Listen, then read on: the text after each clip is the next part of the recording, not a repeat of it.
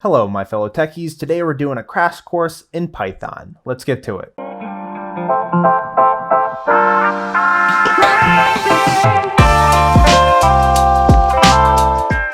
So hopefully, if you're taking this crash course, you already know a little bit about what Python is. If not, let me take a second to tell you about it. Python is a programming language which is mostly used in backend development, which means it's used in the functionality side of things as compared to like design and user interface stuff. It's more functional. So it's what would happen on a server as compared to what would happen in your browser, if that makes sense. If you're visiting a website, Python is going to be doing all the stuff in the background with the data and working with a database and that kind of thing that you can't really see. So when we're thinking about this language, there are a bunch of different parts to it. We're just going to be scratching the surface today. This is an immense language. You can study it for years on end, and you will not know everything about it. So we're just going to be going over the basics, and a lot of this stuff is what you will actually use as a professional software developer. So let's start off. We have 16 bullet points here. If you don't already have your IDE set up, your integrated development environment set up, this is VS Code right here. I do have a video on that. I'll link that up at the top. And you can learn how to get that set up. You can learn how to install Python. And then when you're at that point, we can start the tutorial. So assuming that you're all set up already, let's come over here and let's just create a file for each one of these points. So we're going to do comments. So let's do comments.py. Okay. And at the top of every file, we just want to make a note for ourselves. What is this file about? I'm hoping that you're following along with me, because if if you just watch this, I promise you will not retain as much information. So what we're going to do is we're going to start our comments file with a multi-line comment. And the way we do that is with 3 quotation marks to begin and 3 quotation marks to end. And then everything in between is going to be a comment. So we can say just comments right here. And if we wanted to type up here, we could type up there. If we wanted to type down here, we could do that, but it doesn't look as clean as just typing in the middle. So let's make some notes. Let's say multi-line comments begin and end with 3 quotation marks, like this one. And then single line comments begin with a pound sign or a hash key or whatever you want to call that. So a single line comment is going to start with this. Normally we put a space after just for cleanliness and organization. And we'll say this is a single line comment. And the reason why we use comments is to explain our code better so that you could understand what's going on in the code without reading through the code, right? Because it's easier to read English or your native language than it is to read code most of the time. So this is a single line comment. This is another single line comment. Okay. And you get the point, right? We can do another multi-line comment. Multi-line comment. Okay, I think we get the point though. So let's close this out. Let's come over to the print function. So let's create another file, call this print.py, and do another multi-line comment at the top. We'll do experimenting with the print function. So the print function is pretty straightforward. What you do is we type the name of the function, which is print, and then we call the function by putting parentheses after. Now, if we just click this run button right here, we'll notice that we get an empty line, and it's because we didn't print anything. So by default, it's just going to print an empty line. But if we want to print some text in here, the way that we do that is we print inside of 2 quotation marks. This is some text or whatever else you want to do. Most people, their first line of code is print hello world. Comment that out, run our code by hitting the run button, and then we get hello world. So we can do that. We can print numbers if we want. We can print the number 42. And now we get that 42. If you're wondering how I ran that code right there, because before I was clicking this run button, if you click the up arrow key, you can see previous commands that you have ran. And right after you run this file, you can go up and you can rerun it by using that same command again. So I could clear this out and then just up, enter, and that'll run. Make sure you save your file every time you do that, though, because this arrow right here automatically saves before it runs. Doing this the up arrow and enter way does not automatically save before you run. But okay, we understand now that the print function is allowing us to interact from our code to our terminal and see different outputs of information. Cool. Let's close that out. Let's do variables next. So let's do variables.py. Do a multi-line comment at the top. We'll say just variables. Keep it easy, simple, clean. Okay, now a variable is going to be a way to store information and then access it again, or maybe even change it later. So we could create a variable called name and set it equal to Sam. And then if we were to print name, I bet you can guess what this is going to be. Actually, can't do the up enter method here yet because we haven't ran this file already. Once we run it the first time, cool, Sam, then we can do the up enter method and we get that same output. So we printed the name and name is equal to Sam. What if we set name equal to Alice? What do you think this is going to print? Alice. And that's because we have overridden the value. It used to equal Sam, but then we said actually set name equal to Alice. So maybe we want to have these in two different variable names, maybe like name 1 and name 2. And then we could print name 1 and we could print name 2, and then we get both of these names.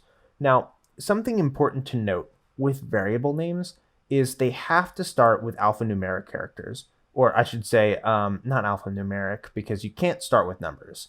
It has to start with a letter or an underscore. Letters or underscores. So we could do underscore name 1, and that would work. That's still going to run, but we can't do 84 name 2. And you see even our editor is yelling at us and saying, what are you doing? You can't do that. That's not legal. And it'll give us an error when we try to run this. It'll say syntax error because you cannot start a variable name with a number.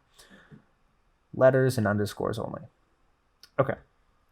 So, and we can do more than text. We could set this equal to like age equals 24, and then we could print age. And then we get Sam Alice 24. Let's do this. I think the next one is data types, right? Yeah. Okay. So let's move on. We're understanding what a variable is. It's a way to store information. So let's close out of this. Let's go over to number 4, data types. So let's do a new file. Let's do data underscore types.py. And in Python, typically when we have 2 words, we separate them with an underscore. That's pretty standard. So let's do another multi-line comment. We want to do let's say basic Python data types, because we're not going over everything, but we're going to go over a lot of the basics that you would use on a day-to-day basis. Okay, so let's write these out here. The first one we're going to go over is called a string, and this is basically text. String and text are the same. So we could create a variable called text, and we could say this is a string, and we could print text and then run this, and we get this is a string. But what if we wanted to do the type of this? So likewise, we learned the print function. Now we're going to print the type of this variable. And you'll see what this does in a second. It's going to tell us that this is a class string. It is a string object, right? And that's exactly what we were expecting, because this is a string. Now, this is important because for each data type, there are going to be certain functionalities, certain functions that we can use on that data type specifically because it is that data type. Or there might be things that we're not allowed to do because it's a certain data type. And we'll get into that shortly. But this is text, or it's a string, right? Same thing. And we can tell that it's a string. So let's do another one. Let's do an integer, which is just a whole number. You've probably learned about this in school already. If you have not taken a class that has taught you about integers yet and you're learning about programming, kudos to you. Kudos. So an integer, a whole number, are numbers like 1, 2, 3, 4, 5, right? Like whole numbers. So we'll say integer equals 17. And we will take the type of integer, and we'll see that it's a class int because it's a whole number. Now, this is compared to, float, which is a decimal number. So to give you an example of this, we'll say decimal equals 17.5. And if we did the type of decimal, then we see that this is a class float. So a float is any number that has a decimal, and it doesn't have to be a specific value. Like if we could do 17.0, right? And this is still going to tell us that it's a float, because even though 17 is exactly equal to 17.0, one of these has a decimal and the other does not. This one is a whole number. This one is a decimal number, a float, if you will. So now we know the difference. It doesn't have to be greater than the number, it just has to have a decimal. And the next one we're going to do, let's make sure we're writing these down as we go, is a Boolean.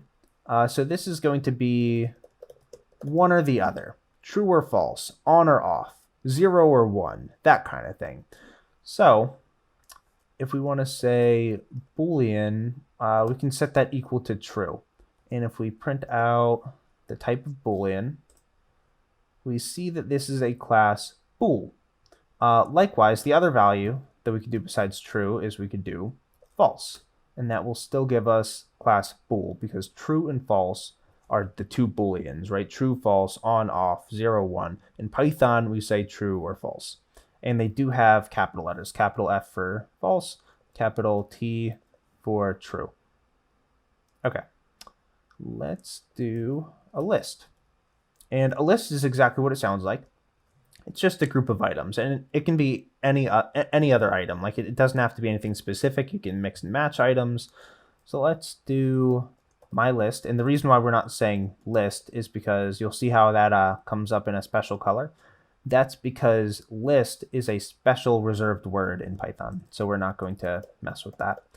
My list equals, and the way we do a list is we use square brackets, and we can do 1, 2, 3, A, B, C.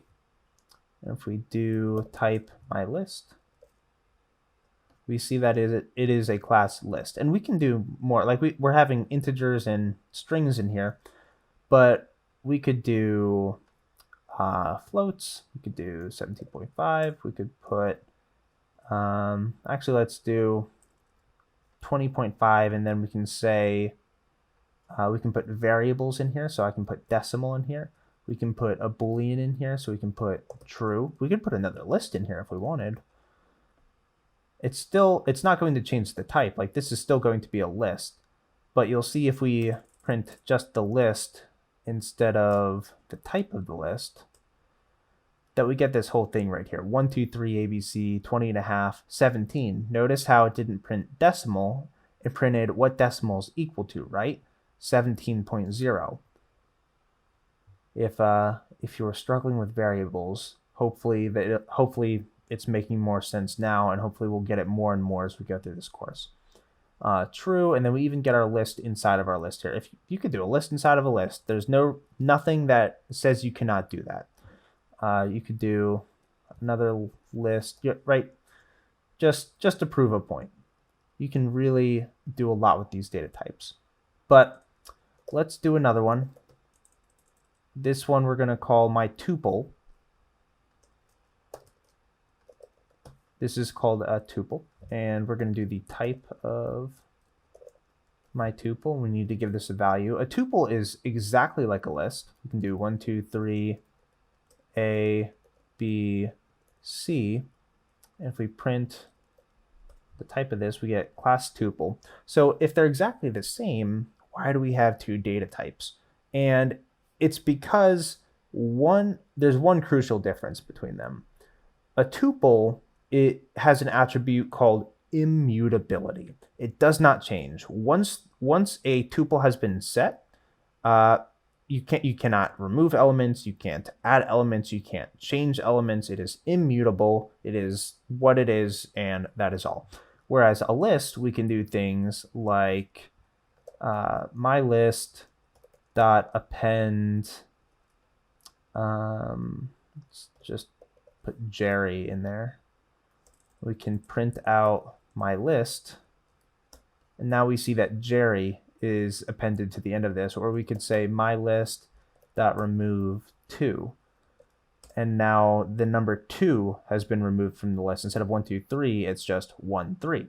So you can do this with a list. You cannot do this with a tuple. All right, moving on, and let's put a little note up here. Tuple is immutable and a list is mutable. All right, next one, we're going to do a set. So we're going to do my set again, because set is a special word in Python. So my set, and for a list we had square brackets. For a tuple we have parentheses. For my set we have curly brackets. And we can do the same thing, 1, 2, 3. If we print this, oh, well, my list, we want to print my set. Okay. We'll notice we get 1, 2, 3. So what's special about this? Well, a set is only going to show us unique values. So if we had 1, 2, 3, 4, 4, 4, 4, 4, 4, 4, 4, 4, 4, 4, 4. Yep. Okay, I just wanted to make sure my words were aligning with the number of times I typed it. And we were to save and run this, then we notice we only get 1, 2, 3, 4, because these are the only unique values, right? Likewise, if we just threw a few more 5s in there, this is still only going to give us 1, 2, 3, 4, 5, because those are the unique values. So let's make a note up here. We'll say unique values. And the last one we're going to go over for right now is called a dictionary. So let's call this dictionary, and we can do that because the reserved word for this one is dict. So dictionary, and this one is also going to use curly brackets. Now, we understand the concept of what a variable is, right? Something equals something. A dictionary is very similar to that. We're basically, but we can do more than just text, if that kind of makes sense. You'll see what I mean in a second. So we can map a value, we can map a string name to Billy Bob. We can map another string age to a number 74. We can map is married to false. And we don't just have to map strings. Like, these don't have to be strings. We could map the number 17 colon to the text of 17. So you could map a tuple if you wanted, true to has a funny name, right? Like, and make sure we have commas after all of these. Like, there is no set, and I will say that mapping a Boolean is probably not the best way to go. Numbers are fine, strings are pretty typical. And what we can do, if we print out dictionary, then we get all of our mappings out here. And this is important because the way we identify this, these are keys, like name, age, is married, 17, true. These are keys, and then these are values. Billy Bob, 74, is married, false, 17, has a funny name. What we can do is we can index, and I'm not going to get too far into this because indexing is going to be number 6, so we're going to get there very soon. But we can access information in here, like from our dictionary, get a name value, and we see that it's Billy Bob. All right, but we don't want to get too deep into this, so let's save this. Let's move on. Basic math. Okay, let's do basic math.py. Get our multi-string comment. So actually what we're doing, the name for this is called a docstring. This multi-line comment at the top, and it's exactly what we've been using it for. It's a comment to describe what are we doing in this file. So okay, call this basic math functions. And if we have a number that is equal to 10, we can do a lot with this. We can say print number plus, well, let's do a different number. Let's do plus 5. And what do we think is going to happen when we print number plus 5? Run this. We get 15. And that makes sense, right? Because we're saying number equals 10, print number plus 5. 10 plus 5 is 15.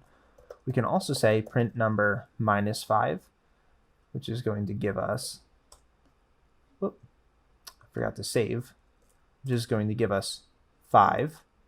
We can do print number times 5, which is going to be 50, right? 10 times 5. And we can do print number divided by 5. Now here's something that I hope you remember.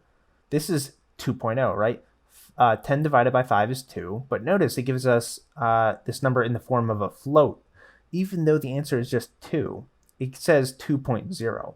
So if we wanted to get the integer, what we would do is we would do print number //5, and this is called floor division. Do a special one for that. And remember, that's what comments are for. We use comments to explain our code so that we understand what's going on without having to read the code. And if we print this, then we get 2. So, right, number divided by 5 is 2.0. Number floor division by 5 is just 2. Here's another example. What if we did print number floor division 3? We get 3. Why? This is because if we did number just regular divided by 3, we get 3.3 repeating. And actually we get a 5 at the end here. This is a weird thing in programming called a floating point decimal, binary floating point, something along those lines. But yeah, computers aren't very good at handling decimals. But we notice that a regular division, we get 3 1/3. Floor division, we just round down to 3. So that's what this floor division does, is it just rounds down to the nearest whole number. Okay. So we've covered the basic math functions, but we want to go over just one more part to this. So we could say number plus equals 5. And then if we print number, and then let's comment this all out for now. Number plus equals 5, print number. What do we think is going to happen? 15. Because what this is saying is number equals itself plus 5. So we're saying number equals 10, because that's what it already equals, plus 5. And then if we likewise did another one of these, another plus 5, we should get 20. Because here it's 10, here it's 15, and here it's 20. And then we print it out. But let's comment these out as we go. What if we wanted to do minus 5? Then we get 5, right? 10 minus 5, print. Comment this out. What if we wanted to do number times equals 5? We get 50. 10 times 5 equals 50. We get, what if we wanted to do divided by? We get 2.0, because 10 divided by 5 is 2. And you guessed it, we can do floor division with this too. // equals 5. and this is going to be 2 as an integer. All right, so we've gone over our basic math functions. Let's save this, close it, and move on to indexing. All right, let's clear our terminal. For indexing, let's get our docstring. Let's just make a quick note. Let's say accessing information from various data types. And if you're looking at that and you're thinking, what does that mean? Don't worry, we're going to go through it. So if we look at our data types, we have a string. I was going to say an integer, but we don't want to index an integer. That's not that. So we're going to index a string. We're going to index a list, a tuple, and a dictionary. So let's write that down. A string, a list, a tuple, and a dictionary. So if we have a string, this is my string. Let me print this out. Oop, gotta run this. Okay. This is my string. If we wanted to just get the first letter, this is where indexing comes in handy. And the way that we index is by using square brackets after the variable name. So we can do square brackets and then 0, and this is important. Let's make a note up here. In programming, we start counting at the number 0. So when we index at the 0th index, what do we think is going to happen? We get the first letter, that capital T. And if we index if we did the first index of this string, we get H, the first index of this string, second letter, first index. And let's see how many characters are in here. 10. Okay, in order to figure out how many characters are in here, we can use a function called len, which is short for length. So we are printing the length of this string, which is going to tell us how many characters are in there. Oh, gotta save it, that's why. We have 18 characters. So what if we tried to print string at index 18? This is going to give us an error. And that's because string index is out of range. Even though we have 18 letters, there is not an 18th index. Because we start counting at 0, index 17 is going to be the highest. So we can start that, print that, and we get a period, because a period is the last letter in that string. Something else we can do with this is we can also get a range. So we already know that the 0th index is going to be that capital T, but what if we wanted to get the first 4 letters? This. Well, we would do :4 to get the first 4 letters. Right, this. Or, because we're starting at the first, at that 0 index, we can actually just do :4 for shorthand, and that'll give us that same thing, just up to index 4. We'll get 0, 1, 2, 3, and then it'll stop when it hits the 4th index. And to show you this point, if we do up to 5, we're not going to see that I, right? It's not going to go 1, 2, 3, 4, 5. If that kind of makes, 0, 1, 2, 3, 4, 5. That's not how, it's going to go up to 5. So it's going to see 5 and it's going to stop. All right. So put that back at 4. We get this. So if we wanted to get that I, we would have to do 6, if that makes sense. Okay. So let's move on. We've looked at indexing of strings. Let's do indexing of a list. So let's do my list, and let's make a list of fruits. So let's actually call this, fruits. And we'll do apple, banana, orange, pear. Okay. So if we print out fruits, then we get that list we just made, apple, banana, orange, pear. And exactly the same way as we indexed the string, we're just going to do square brackets, and then we can do index 0. But this is going to give us, it's a list. It's not a string. Can you guess what this is going to give us? Oh, gotta save it. I was wondering, I was like, what's going on? Apple. It's going to give us the item at index 0. Now, we could actually index an index. We could do 0, 0. What do you think this is going to give us? A. It's going to give us the first letter of the first element, right? Kind of cool. So if we wanted to get banana, this is at index 1, right? Index 0, index 1. So we could change this to 1 and we should get banana now.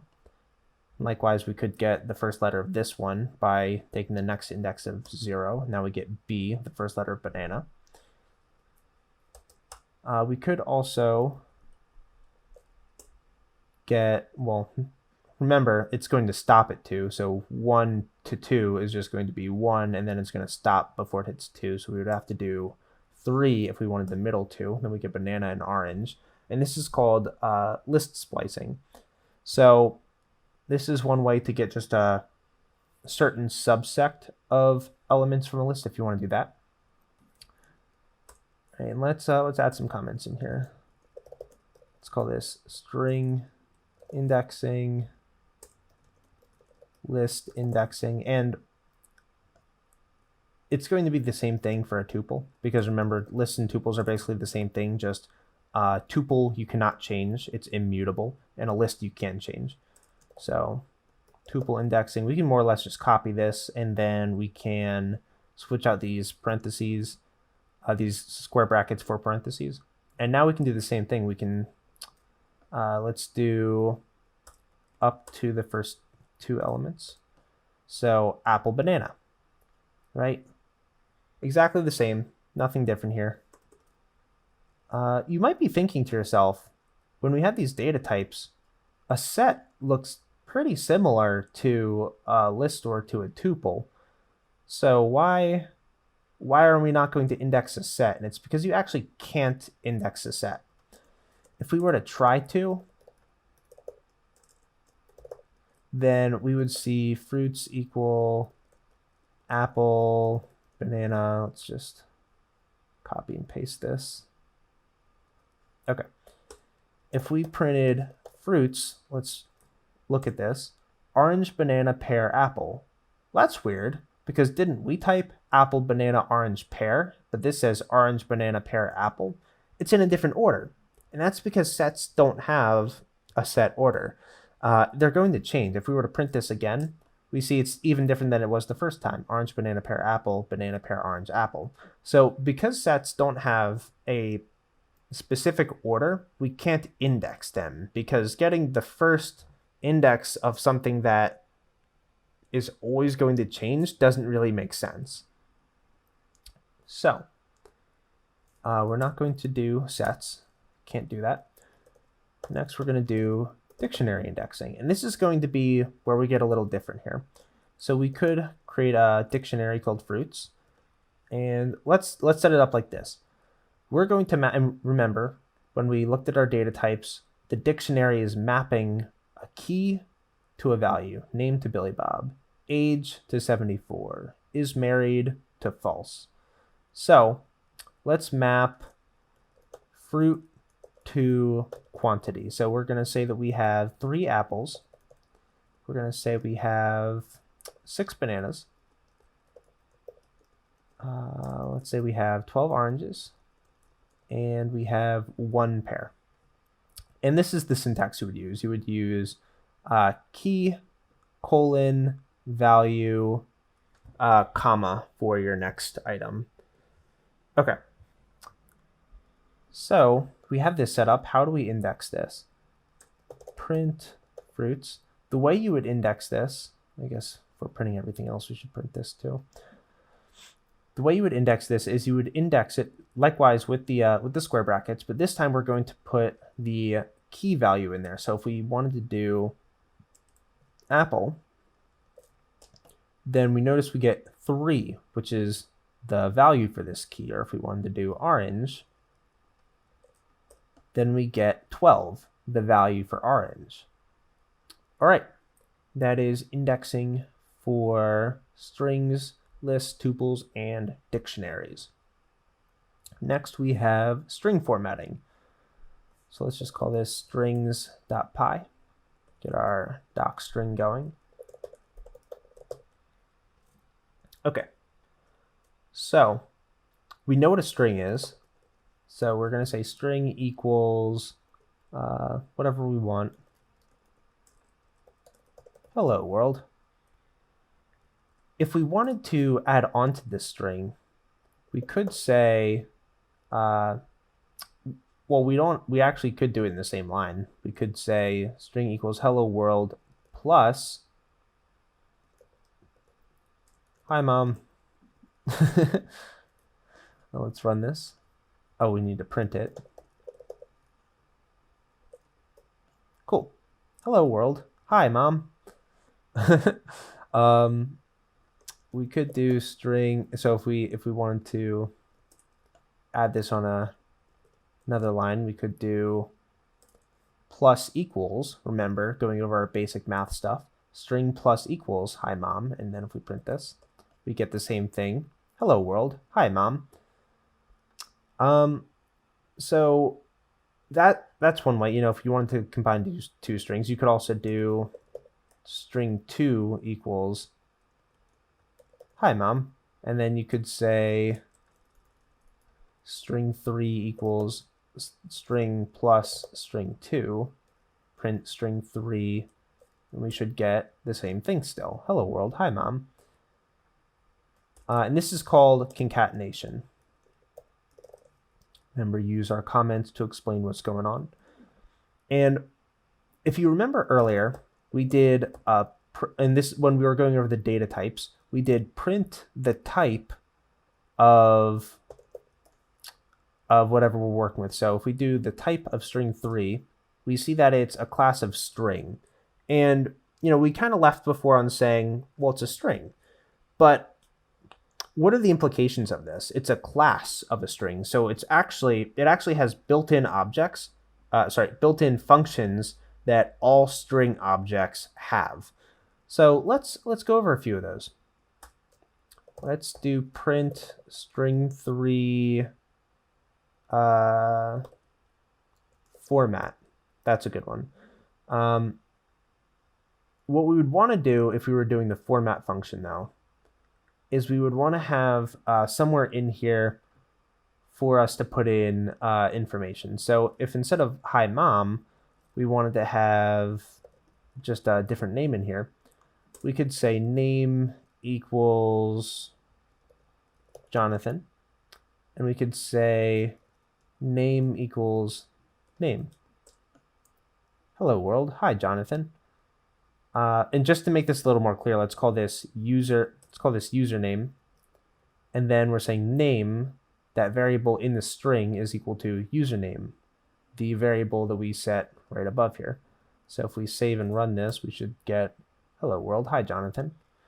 Cool. Another way to do this is to use something called an f string. So we could do, and that's going to look exactly like a string, so we could do hello Brenda. Let's get rid of this one for now, or I guess comment it out. Okay, so we get hello Brenda, but what if we again wanted to do the same thing? We wanted to put username in there. Well, we could do format like we did here, or we could put an F in front of this and then put username inside of here. Now we get hello Jonathan, because this is equal to Jonathan, but if we change this to Brenda, then we get hello Brenda. So format versus f string. F strings are a little faster than using the format function, but there are times when format can come in handy, but that is beyond the scope of this crash course. Okay, let's do some more built-in functions. So we have hello Brenda. What if we wanted to do, let's set this equal to something. Let's call this new string. Okay. So instead of printing it, we're assigning it to a variable. Let's do print new string, just see what we have. Hello Brenda, right? Yep, hello Brenda. Okay, what if we did new string dot upper? Oh, look at that. It's all uppercase. What if we did dot lower? Well, let's put this on another line so we have both of these. Dot lower. It's all lowercase. And let's also print our original string just so we can see side by side. So hello Brenda, hello Brenda, hello Brenda. This is cool, right? So instead of going back and rewriting things, you could just use a function and uppercase it or lowercase it.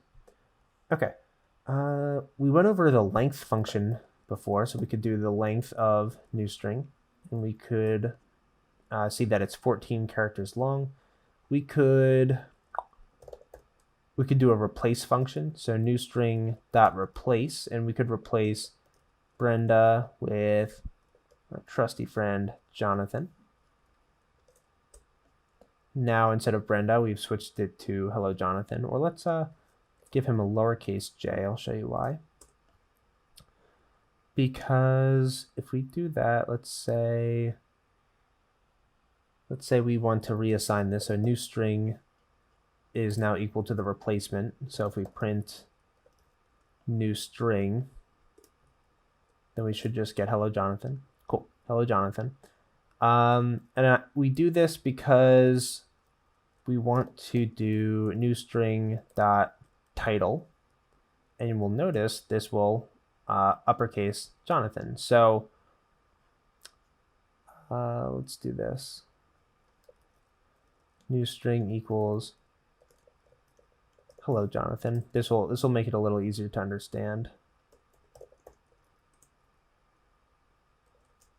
Okay, so if we had it in all lowercase, right? So we had, I guess we could just do, why rewrite it, right? We just figured this out. We'll just do dot lower. So if it's in all lowercase, title will capitalize the first letter of every single word. And there are a couple other ones. You know, we don't need to go too in depth with strings, but we also have new string dot count if we wanted to see how many times the letter L is used. We see that L is used 2 times, right, in hello. We have another function called starts with, and this is going to return a boolean. Does it start with hello? And it does. Does not. What did we get wrong here? False. Starts with. Why is that returning false? Is it a lowercase h? It is. It's a lowercase h, right? Because we set this to new string.lower. I was wondering. Okay, starts with hello, and that's true. And we saw that when we had an uppercase h for hello, it says false because we use a lowercase h. And then there's also ends with. We could do new string dot ends with, and could do an exclamation mark here. And that'll tell us true because this string does end with an exclamation mark. Okay, so that was a lot. Yeah, we're printing out so many things. Why not just leave that there at this point? Okay, so that was string formatting. We went over concatenation. We went over the format command. We went over f strings. And we went over a lot of built-in functions for strings. So many ways to work with text here. Okay, let's do comparison operators. Just call this comparisons.py. Comparison operators, and we're going to be going over things like is equal to, greater than, less than, greater than or equal to, and less than or equal to. Okay. So if we wanted to say equal to, we could say 5 is equal to 5. Let's print 5 is equal to 5. Run this. True, because 5 is equal to 5. We could also break this down. We could say, is 5 equal to 3 plus 2? That's also going to work. But if we said, is 5 equal to 3 plus 1, then this is false, because 5 is not equal to 4. So that's equal. We can also do greater than. So we could print, is 5 greater than 3? And this is going to be true, because 5 is greater than 3. What if we said, is 5 greater than 10? We get false, because 5 is less than 10. We could do less than. Could print 5 less than 10. And this is true, because 5 is less than 10. But if we did 5 is less than 3, we get false, because 5 is greater than 3. We can do greater than or equal to. And we can do 5 is greater than or equal to 5. And this is true, because 5 is equal to 5. So it is greater than or equal to 5. Likewise, if we did 4, 5 is greater than 4, so it is greater than or equal to 4. But if we did 5 greater than or equal to 6, we would get false, because 5 is less than 6. And you already know how this is going to go, less than or equal to. If we did print 5 is less than or equal to 5, this is true, because it's equal. If we did 5 is less than or equal to 4, we get false, because 5 is greater than 4. It's not less than or equal to 4. All right, we've gone over a lot of these. There's an important qualifier to these. We have one more. Sorry, I forgot to write this down. An exclamation mark, and this basically means not, is what it means. So up here, we have 5 is equal to. What if we wanted to say not equal?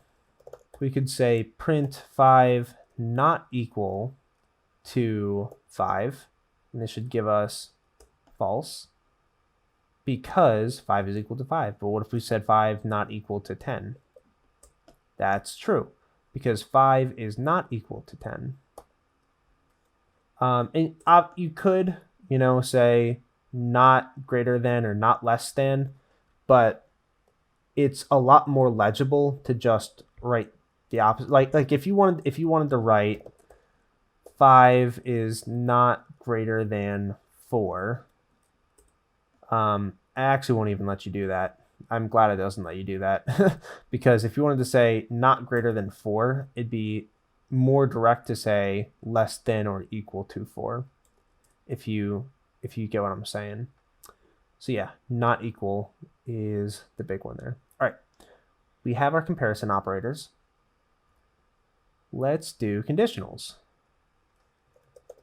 Conditionals.py. Multi-line comment, our doc string, and we want to call this conditional operations.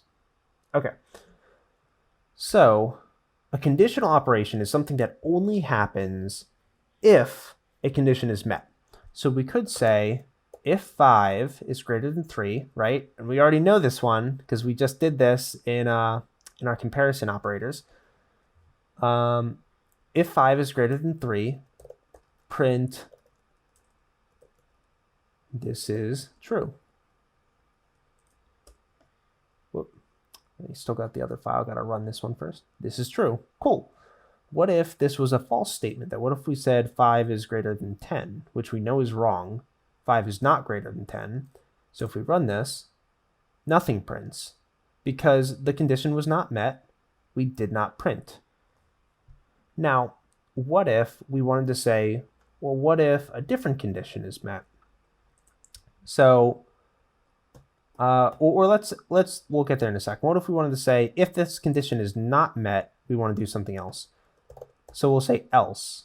If condition, do our thing, else, print this is false. This is false, right? Because 5 is not greater than 10.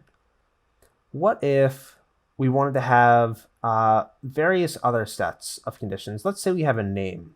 So let's say name equals George. So we want to say if name is equal to George, print this is true. This is true because name is equal to George. What if we only wanted to say this to Sam? We only want to say this is true if we're looking for Sam. So if it's not true, then we shouldn't print that. We should print this is false. But what if we want to say, and this is a really bad example. You would never do what I'm about to do in a real programming environment. But for the sake of example, you'll understand. If name equals Sam, print hello Sam. Otherwise, we want to say, who are you? So we understand who are you because we didn't get Sam, we have George. We're like, who's George? So we can put some other names in there. We can say else if, which is what elif stands for, else if name equals George, print hello George. And we get hello George, right? So it said if name equals Sam, and that's not true, name is George. So we move on to the next one. We say if name is George, and we say that's right. So then we print hello George, and then we stop. But what if our name was Zebra?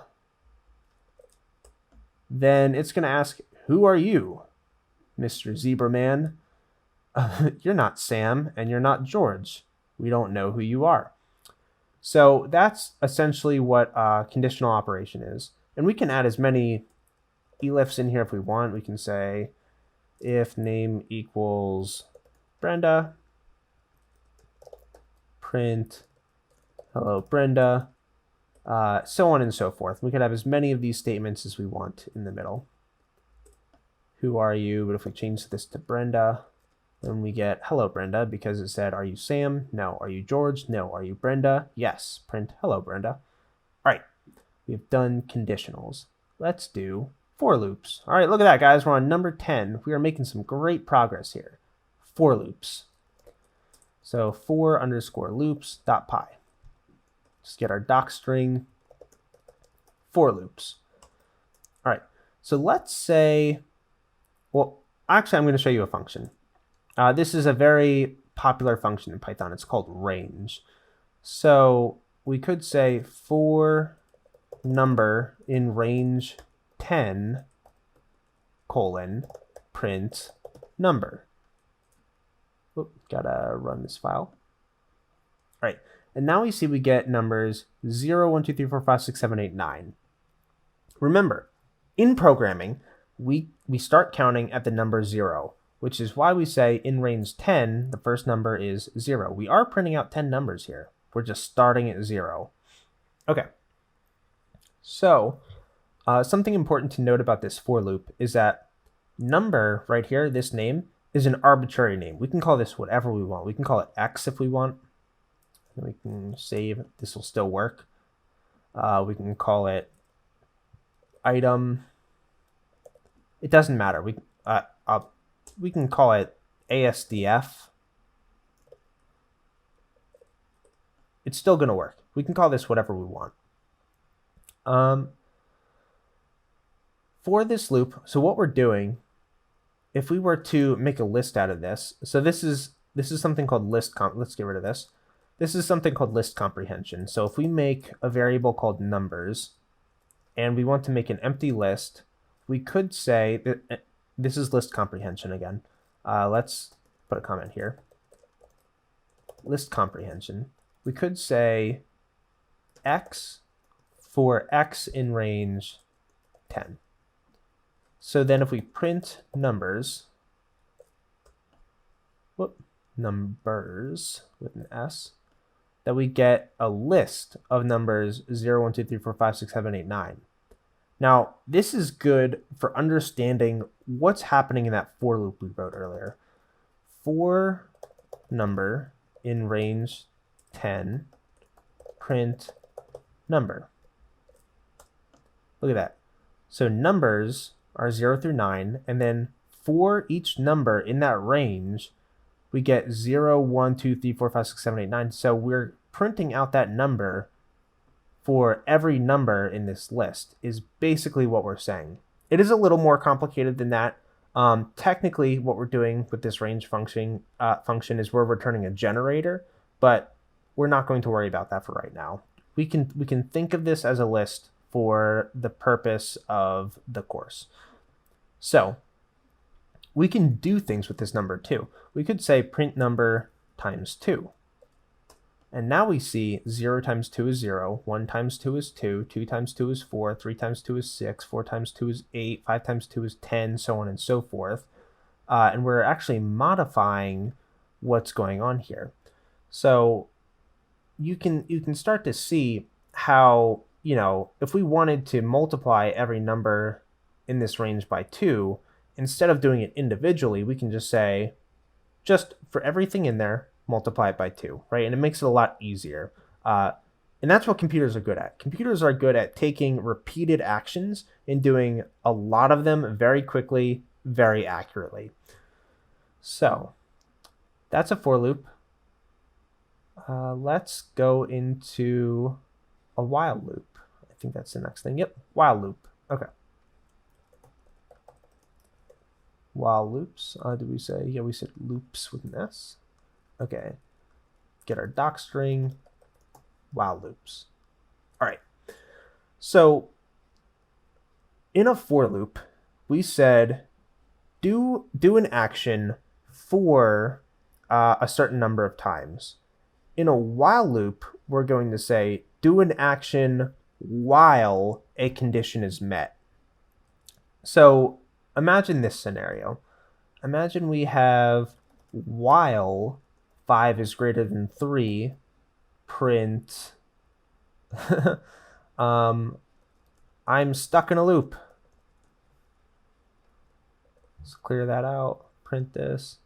That's going to keep, notice that's just going to keep going into infinity. I actually have to manually interrupt that on my keyboard. Don't run this, please don't run this. This is what we call an infinite loop. Because this condition never changes, this will always be true. This will never stop running. So we just keep getting this line over and over and over again, which is not good, right? We don't want that to happen. That'll make our computer run out of memory. So what we want to do instead with a while loop is we might say, let's create a variable called counter, started at 0, and we'll say while counter is less than 10, and every time this runs, we want counter to go up by 1. Remember this syntax? That plus equals. So we want to take itself, the value it already is, and we just want to add 1 to it. So if it was already 0, the first time this loop runs, it'll be equal to 1. The second time this loop runs, it'll be equal to 2, and so on and so forth until we hit 10. When we hit 10, this loop will stop. So we can run this. See, I'm stuck in a loop 10 times, and we can do this. We can, remember we had concatenation earlier. Let's make this an F string. So let's do counter. So 1, I'm stuck in a loop, right? All the way up to 10. All right. So we understand a while loop is running while a condition is met, and then once that condition is no longer met, it stops. All right, close that out. Let's do functions. Okay, create a new, oh, I accidentally closed the intro file. Okay, new one called functions.py. Call this functions. All right, now a function in Python is a way for us to condense code that we would otherwise repeat over and over again. So let me give you an example. If we create a variable called name and we call our name Bob, and we say age equals 40, and then we say statement or let's call this a greeting. Greeting equals hello, Bob. and we wanted to print that greeting, clear that out, run this, we get hello, Bob. Oh, we didn't incorporate the age. Let's put the age in there. Hello, Bob.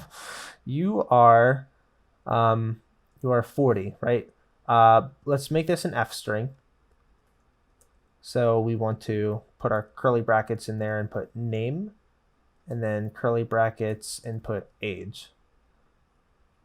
Okay, let's try this again. Hello, Bob, you are 40. Okay, but what if we wanted to do this with Alice, who's only 28?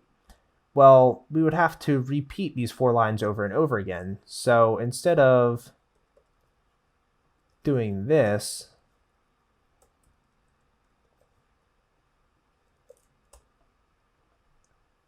we could make a function out of this. And instead we could do define, we'll call this function greeting. And instead of having a set name and age, what we'll do is this function will take those parameters in there and we'll say greeting, name, age. So instead of typing all that, we can now do greeting Bob, who is 40, and greeting Alice, who is 28. And now if we run this, we get those same outputs. Hello, Bob, you are 40. Hello, Alice, you are 28. And if we wanted to do another person, we want to greet Zachary, who is 24. Then we get Zachary in there, and we don't have to add another 4 lines of code every single time we want to do this. And we can do all kinds of things with functions. You know, we're doing string formatting here. We could do math if we wanted, right? If we go back, like if we were going back to our basic math functions, we could alter information. Like if we took a list, we could add an item to a list or remove an item from a list. All different kinds of things we can do with functions. But the gist of it is anything that you would otherwise repeat over and over again is what a function is likely going to be good for. Okay, let's do scope. So scope is going to be very similar to function, scope.py. And I say that because we're going to need functions to explain scope. So if we have a name, we set this equal to Bob. And then we have a function like we had before, greeting, that takes a name and we say print hello name. And let's just switch it up. We were doing F strings before. Let's do a dot format, name equals name. Okay, and then let's say we did print, oh, well, we already do print, so let's just do greeting Alice. Oh, gotta run this file. Okay, hello Alice. So we have this name and we have this name right here, right? So let's just do this. Let's just print the name. We get Alice. But didn't we set name equal to Bob? That's because the scope is more specific in a function. So a scope is where, I'm trying to put this into my own words here. Where does a given piece of information become more specific, I guess?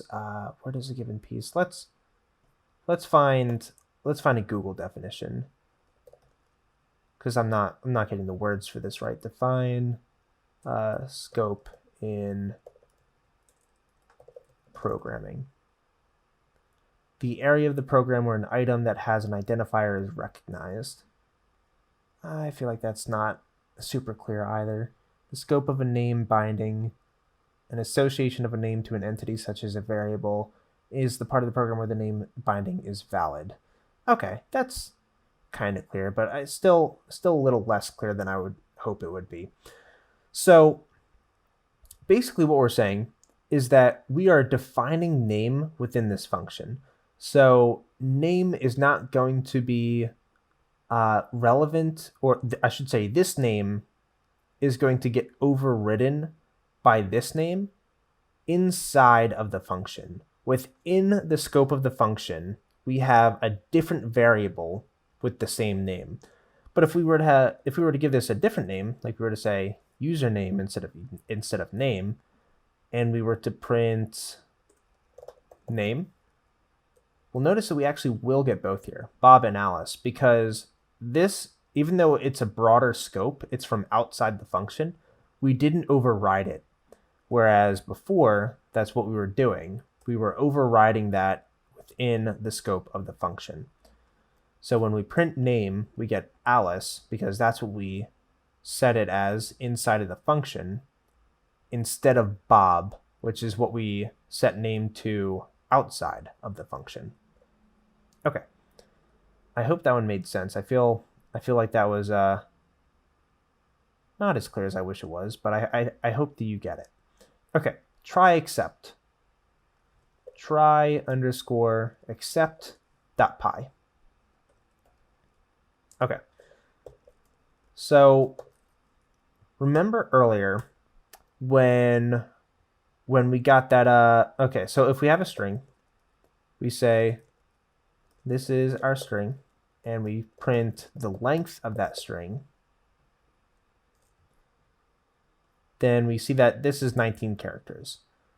So if we wanted to print string at index 19, we get an error. It says this index is string index is out of range. We don't have an index 19. We only have 0 through 18. That's all we have. So what we could do is we could say try to print string index 19 except index error. And if we get that index error, then we want to do something else. Then we want to say, sorry, your string is not long enough. So because we tried to do this and we got an index error, we got our except case instead. Sorry, your string is not long enough. And this is good if we want to give more specific information. So say we were programming and we got an error and we didn't know why we got it. We would want to be as specific as possible. We would want to say like, oh, well, we expected an error like this. And if you got an error like this, either handle it in a way that's appropriate for the program, or you can give a more specific error message and you can say, oh, well, this is actually what happened in your code that is not allowing, that is failing. So you tried to print index 19 of a string that didn't have an index 19. All right. And you can do this with all different kinds of errors, just whatever error you're trying to handle. The general one is exception, and this will catch all exceptions, but you really should be as specific as possible because you should know what errors you are catching. Okay. We've done try except. Let's do modules. So this one we're actually not going to make a file for. No, we're going to make a file for this one. Modules.py.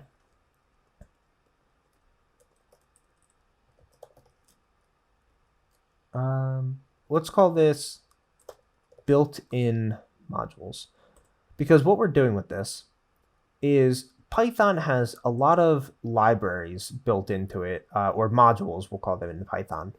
And basically, all of these modules have code that's already pre-built into the language that we don't have to redo. So I'll give you an example of this. We could do from the math module import square root, and then we could print the square root of 25, which is 5, or 5.0, right?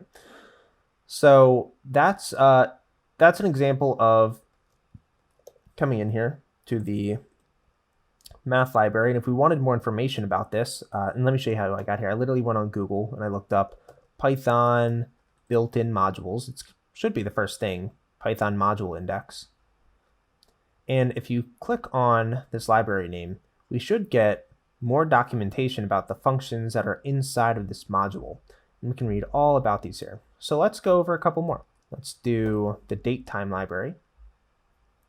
So let's do from datetime import datetime, and we can print datetime.now, and we'll see that it is 2021, June 7th, around 8 p.m. my time.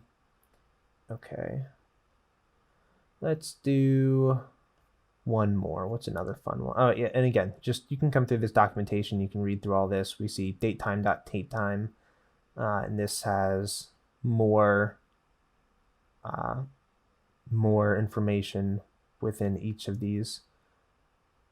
What's another fun one we could do?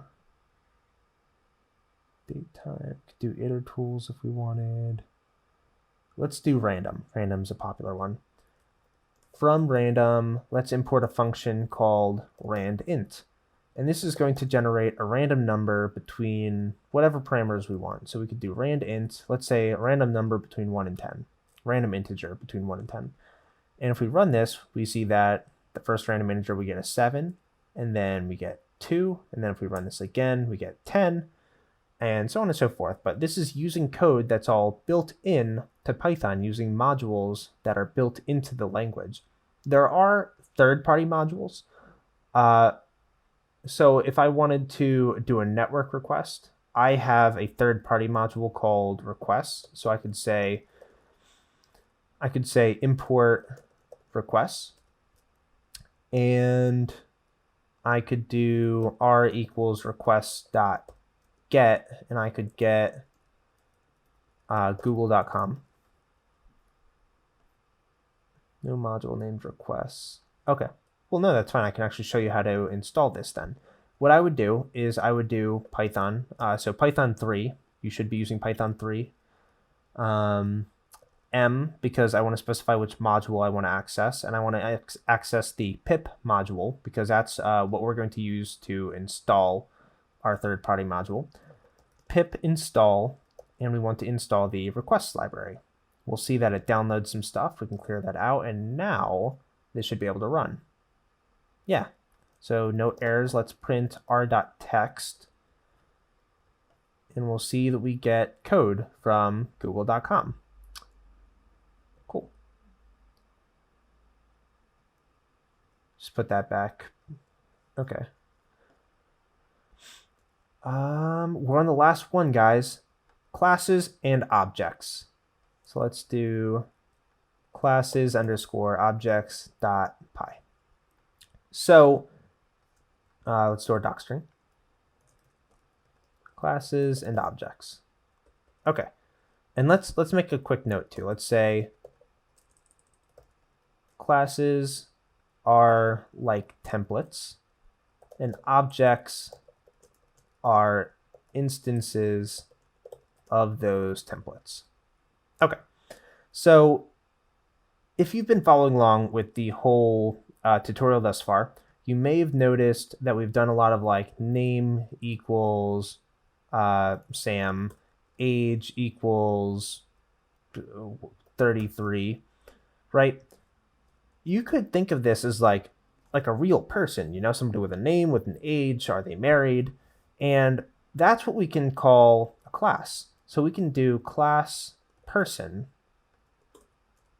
And now we have this template for what a person is. And typically what we'll do is we'll say define underscore underscore init underscore in underscore self, and then colon. So this is a function inside of a class. We call this a class method.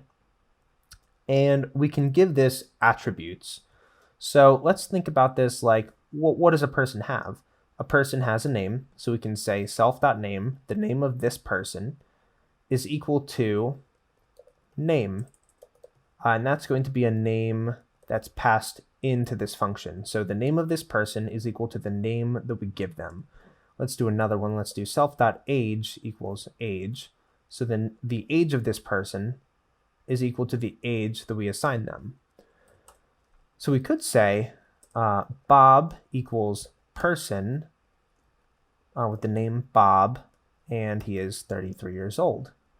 So we could then print Bob, run this file, and we get this person object because this is an instance of the person class. Likewise, we can do Alice equals person Alice, and she is 25. And we could print Alice. We get a second person object.